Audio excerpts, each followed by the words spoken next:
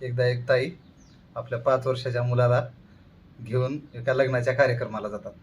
आता लग्नाच्या कार्यक्रमाला सगळे नटून थटून सजून आलेले सगळे असे. आणि मग ह्या ताई गेल्या की आपल्या नातेवाईक मैत्रिणी ह्या सगळ्यांना असं गराड्यामध्ये बोलत बसतात असे.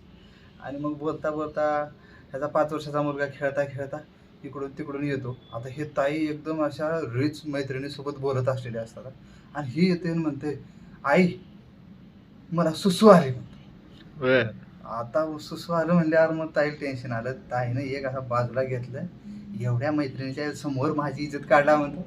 हा हानुका धरून एक म्हणतो, एक मारायला असं गेलं जोरात की ते पोरग पॅन्टातच.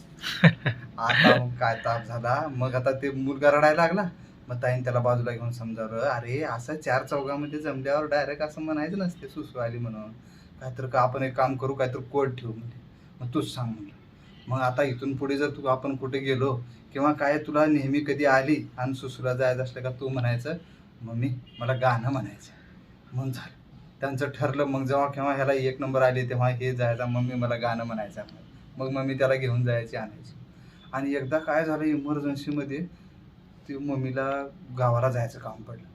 आणि मग ते मुलाला सोबत घेऊन जाऊ शकत नव्हत्या. मग मुलाला सांगितलं तू आज पप्पासोबत घरीच राह. मग ते ताई गेली. मग मुलगा पप्पांसोबत घरी राहिला. आणि मग रात्री थोडंसं गाणं म्हणून त्याला झोपवलं असं गांगाई गीत म्हणून. आणि मग 1-2 तासानंतर रात्री 12च्या ठोक्याला पोरगं उठलं आणि पप्पाला म्हणतोय, पप्पा उठा. पप्पा म्हणला, आत्ता झोपलोय मी, आता मला कशाला उठवतोय. नाही नाही तुम्ही उठाच, मला गाणं म्हणायचे. अरे एवढ्या रात्री गाणं म्हणलं तर शेजार पाजारचे लोक काय म्हणतील आपल्याला, ही काय वेळ आहे का गाणं म्हणायची. ते काय नाही पप्पा, मला जोरात गाणं म्हणायचं आहे. मग ते पप्पा म्हणले, असं कर, हे बघ तू जर जोरात गाणं म्हणला तर सगळे गावाले हे सगळे शेजार पाजारचे उठतील. तू एक काम कर, मी असा इथं बाजूला कलंडतो असा, तू पटकन माझ्या कानात गाणं म्हण.